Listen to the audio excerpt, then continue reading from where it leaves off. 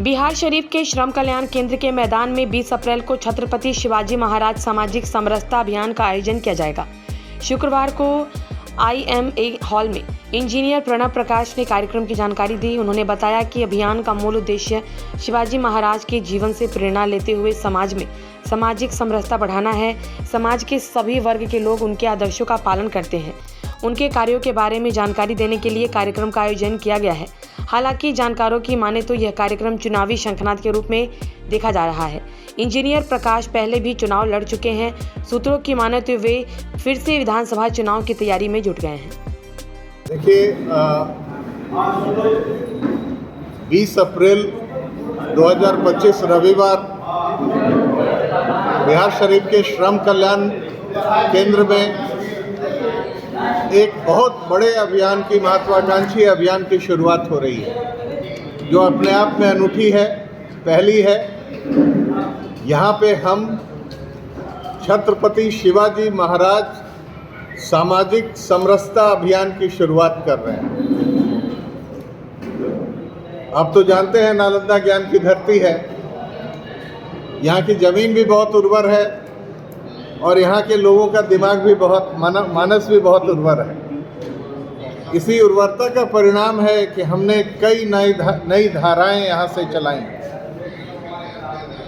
आज पुनः हम सब मिल करके, हम नालंदा वासी इस शुरुआत को जन्म दे रहे हैं।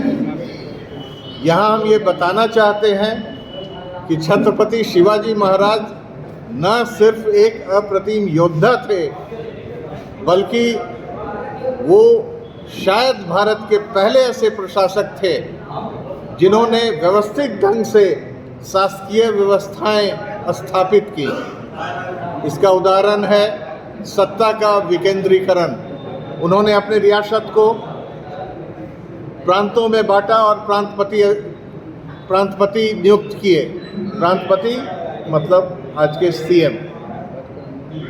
अब आपको ये भी आश्चर्य होगा कि उनके ज़माने में कई विभाग हुए, कई विभागीय मंत्री हुए।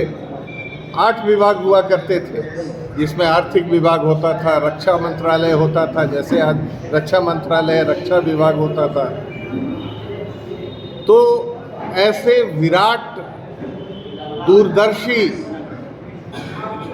और एक तरह से कहें बुद्धिजीवी राजा भारत में विरले ही हुए हैं। तो छत्रपति शिवाजी के इस रूप को अगर आज के वर्तमान परिप्रेक्ष्य में हम देखना चाहें